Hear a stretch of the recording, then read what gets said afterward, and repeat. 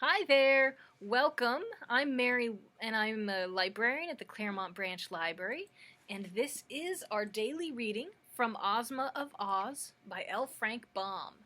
Today we'll be reading chapters 15 and 16, and if you remember yesterday, we had Dorothy and her friends, one by one, going into the Gnome King's palace to guess which of his ornaments might actually be members from the royal family of Ev transformed into ornaments, and each one by one, guessed incorrectly and were themselves turned into ornaments. That night, Billina overhears the Gnome King telling that all of the ornaments that are transformed members of the royal family of Oz are all purple, and all the ornaments that are transformed members from Oz are green. So the next morning, it's Dorothy's turn to go into the palace to make her guesses. And she actually guesses one correctly and finds one of the princes of Ev. And she's on her way back to the Gnome King when we pick up in chapter 15. So let's see what's going to happen now in the book. So chapter 15, Billina frightens the Gnome King. Now, when Dorothy had entered the palace to make her guesses, the Scarecrow was left with the Gnome King. The two sat in moody silence for many minutes. Then the monarch exclaimed in a tone of satisfaction, "Very good." "Well, who is very good?" asked the Scarecrow. "The machine man. He won't need to be wound up any more, for he has now become a very neat ornament." "Very neat indeed." "How about Dorothy?" the Scarecrow inquired. "Oh, she will begin to guess pretty soon," said the King cheerfully, "and then she will join my collection, and it will be your turn." The good Scarecrow was much distressed by the thought that his little friend was about to suffer the fate of Ozma and the rest of their party. But while he sat in gloomy reverie, a shrill voice suddenly cried, "Cut, cut, cut, kadakat! Cut, cut, cut, kadakat!" The Gnome King nearly jumped off his seat, he was so startled. "Good gracious, what's that?" he yelled. "Why, it's Billina," said the Scarecrow. "What do you mean by making a noise like that?" shouted the King angrily as the yellow hen came from under the throne and strutted proudly about the room. "I've got a right to cackle, I guess," replied Billina. "I've just laid my egg." "What? Laid an egg? In my throne room? How dare you do such a thing?" asked the King in a voice of fury. "I lay eggs wherever I happen to be," said the hen, ruffling her feathers and then shaking them into place. "But thunderation! Don't you know that eggs are poison?" roared the King, while his rock-colored eyes stuck out in great terror. "Poison? Well, I declare," said Billina indignantly. "I'll have you know all my eggs are warranted strictly fresh and up to date. Poison indeed." "You don't understand," retorted the little monarch nervously. "Eggs belong only to the outside world, to the world on the earth's surface, where you came from. Here, in my underground kingdom, they are rank poison, as I said, and we gnomes can't bear them around." "Well, you'll have to bear this one around," declared Billina, "for I've laid it." "Where?" asked the King. "Under your throne," said the hen. The King jumped 3 feet into the air, so anxious was he to get away from the throne. "Take it away! Take it away at once!" he shouted. "I can't," said Billina. "I haven't any hands." "I'll take the egg," said the Scarecrow. "I'm making a collection of Billina's eggs. There's one in my pocket now, that she laid yesterday." Hearing this, the monarch hastened to put a good distance between himself and the Scarecrow, who was about to reach under the throne for the egg, when the hen suddenly cried, "Stop!" "What's wrong?" asked the Scarecrow. "Don't take the egg unless the King will allow me to enter the palace and guess as the others have done," said Billina. "Pshaw!" returned the King. "You're only a hen. How could you guess my enchantments?" "I can try, I suppose," said Billina. "And if I fail, you will have another ornament." "A pretty ornament you'd make, wouldn't you?" growled the King. "But you shall have your way. It will properly punish you for daring to lay an egg in my presence. After the Scarecrow is enchanted, you shall follow him into the palace. "But how will you touch the objects?" "With my claws," said the hen, "and I can speak the word Ev as plainly as anyone. Also, I must have the right to guess the enchantments of my friends, and release them if I succeed." "Very well," said the king. "You have my promise." "Then," said Billina to the Scarecrow, "you may get the egg." He knelt down and reached underneath the throne and found the egg, which he placed in another pocket of his jacket, fearing that if both eggs were in one pocket, they would knock together and get broken. Just then, a bell above the throne rang briskly, and the king gave another nervous jump. "Well, well," said he, with a rueful face, "the girl has actually done it." "Done what?" asked the Scarecrow. "She has made one guess that is right, and broken one of my neatest enchantments. By rickety, it's too bad. But I never thought she would do it." "Do I understand that she will now return to us in safety?" inquired the Scarecrow, joyfully wrinkling his painted face into a broad smile. "Of course," said the king, fretfully pacing up and down the room. "I always keep my promises, no matter how foolish they are. But I shall make an ornament of the yellow hen to replace the one I have just lost." "Perhaps you will, and perhaps you won't," murmured Billina calmly. "I may surprise you by guessing right." "Guessing right?" snapped the king. "How should you guess right where your betters have failed, you stupid fowl?" Billina did not care to answer this question, and a moment later the doors flew open, and Dorothy entered, leading the little Prince Evering by the hand. The Scarecrow welcomed the girl with a close embrace, and he would have embraced Evering, too, in his delight. But the little prince was shy, and he shrank away from the painted Scarecrow, because he did not yet know his many excellent qualities. But there was little time for the friends to talk, because the Scarecrow must now enter the palace. Dorothy's success had greatly encouraged him, and they both hoped he would manage to make at least one correct guess. However, he proved as unfortunate as the others except Dorothy, and although he took a good deal of time to select his objects, not one did the poor Scarecrow guess aright. So he became a solid gold card receiver, and the beautiful but terrible palace awaited its next visitor. "It's all over," remarked the king with a sigh of satisfaction, "and it has been a very amusing performance. Except for the one good guess the Kansas girl made, I am richer by a great many pretty ornaments." "It is my turn now," Billina said briskly. "Oh, I had forgotten you," said the king. "But you needn't go if you don't wish to. I will be generous and let you off." "No, you won't," replied the hen. "I insist upon having my guesses, as you promised." "Then go ahead, you absurd feathered fool," grumbled the king, and he caused the opening that led to the palace to appear once more. "Don't go, Billina," cried Dorothy earnestly.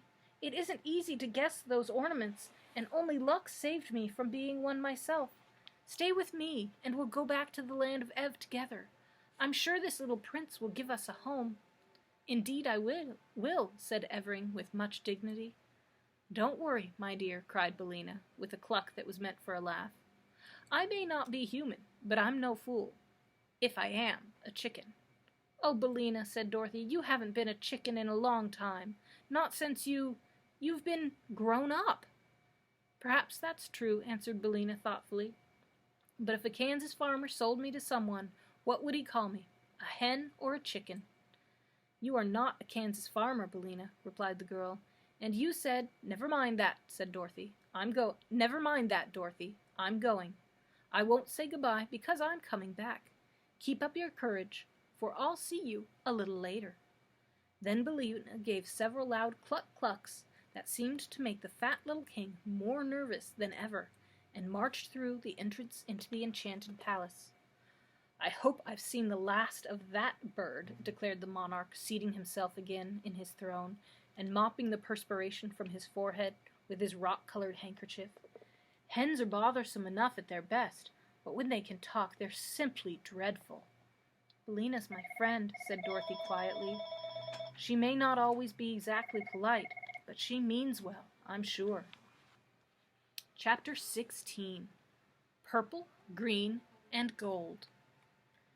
The yellow hen, stepping high with an air of vast importance, walked slowly over the rich velvet carpets of the splendid palace, examining everything she met with her sharp little eyes. Billina had a right to feel important, for she alone shared the Gnome King's secret and knew how to tell the objects that were transformations from those that had never been alive. She was very sure that her guesses would be correct, but before she began to make them, she was curious to behold all the magnificence of this underground palace, which was perhaps one of the most splendid and beautiful places in any fairyland. As she went through the rooms, she counted the purple ornaments, and although some were small and hidden in queer places, Billina spied them all, and found the entire 10 scattered about the various rooms. The green ornaments she did not bother to count, for she thought she could find them all when the time came.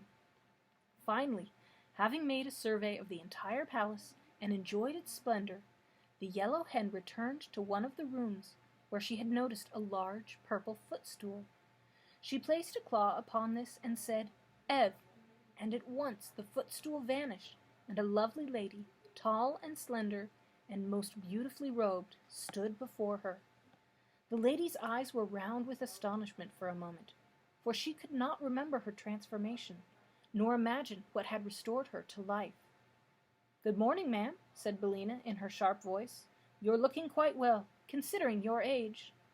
"Who speaks?" demanded the Queen of Ev, drawing herself up proudly.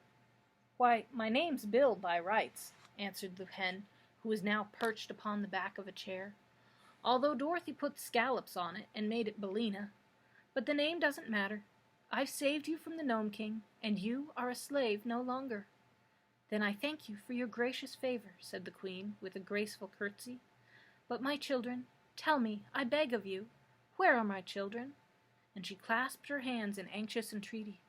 "Don't worry," advised Billina, pecking at a tiny bug that was crawling over the chair back. "Just at present, they are out of mischief and perfectly safe, for they can't even wiggle." "What mean you, O kindly stranger?" asked the Queen, striving to repress her anxiety. "They're enchanted," said Billina, "just as you have been.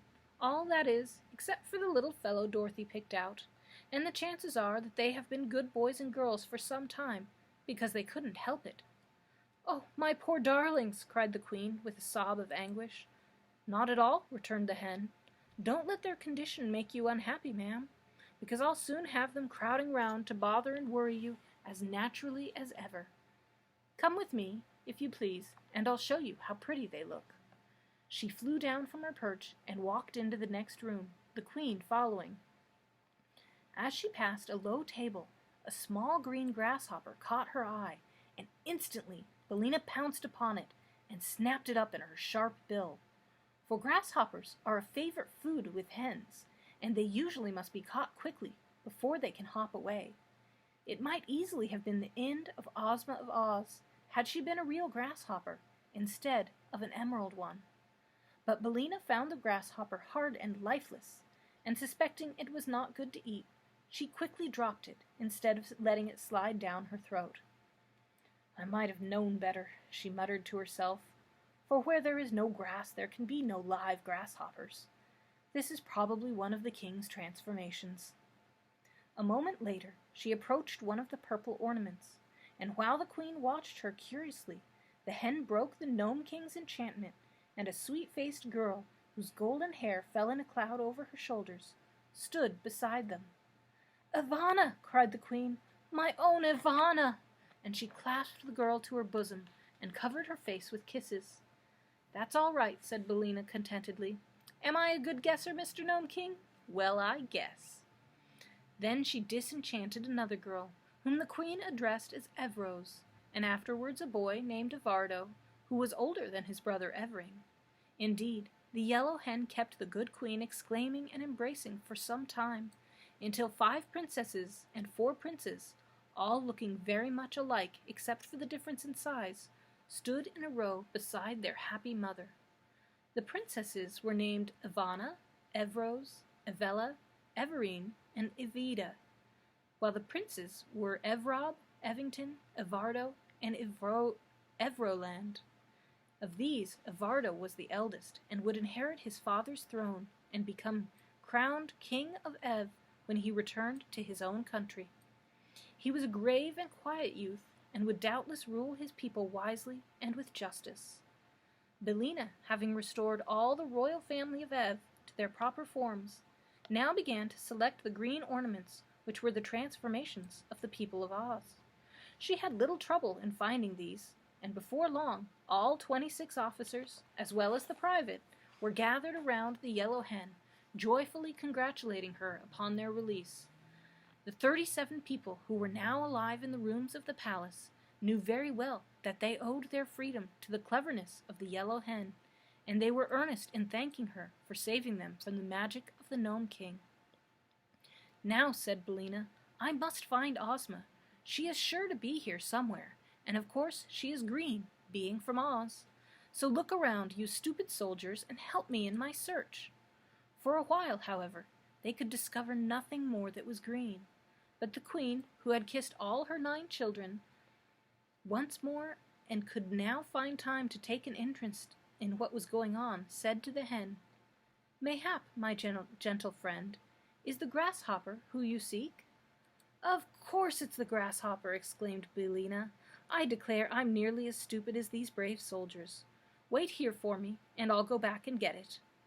So she went into the room where she had seen the grasshopper, and presently Ozma of Oz, as lovely and dainty as ever, entered and approached the Queen of Ev, greeting her as one high-born princess greets another. "But where are my friends, the Scarecrow and the Tin Woodman?" asked the girl ruler, when these courtesies had been exchanged. "I'll hunt them up," replied Billina. "The Scarecrow is solid gold, and so is Tik-Tok.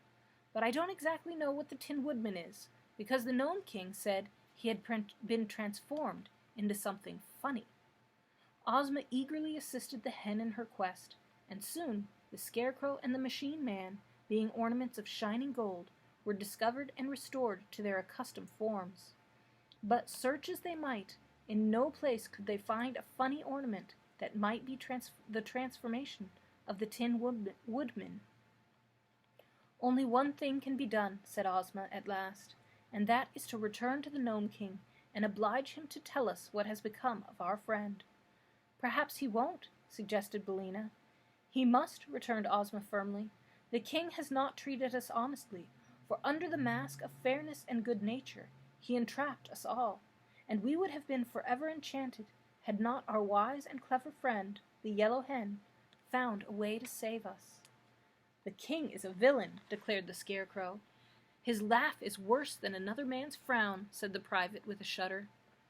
"I thought he was honest, but I was mistaken," remarked Tik-Tok. "My thoughts are usually correct, but it is Smith and Tinker's fault if they sometimes go wrong or do not work properly." "Smith and Tinker made a very good job of you," said Ozma kindly. "I do not think they should be blamed if you are not quite perfect." "Thank you," replied Tik-Tok. "Then," said Billina, in her brisk little voice, "let us go back to the Gnome King and see what he has to say for himself." So they started for the entrance, Ozma going first, with the Queen and her train of little princes and princesses following. Then came Tik-Tok and the Scarecrow with Billina, perched upon his straw-stuffed shoulder. The 27 officers and the private brought up the rear. As they reached the hall, the doors flew open before them, but then they all stopped and stared into the domed cavern with faces of astonishment and dismay. For the room was filled with the mail-clad warriors of the Gnome King, rank after rank, standing in an orderly array. The electric lights upon their brows gleamed brightly, their battle-axes were poised as if to strike down their foes, yet they remained motionless as statues, awaiting the word of command. And in the center of this terrible army sat the little king upon his throne of rock, but he neither smiled nor laughed. Instead, his face was distorted with rage, and most dreadful to behold. And that is the end of our chapter and our reading for today. So come back tomorrow. We need to find out what happens to Ozma and all her friends and the royal family of Ev as they are confronted by the Gnome King's army. And we need to find the Tin Woodman, who is some sort of funny ornament. Hopefully we can solve all of these problems. We have 2 more days left, Wednesday and Thursday. So I hope you will join again tomorrow on Wednesday and see if we can find out what is going to happen next. Until then, have a wonderful day.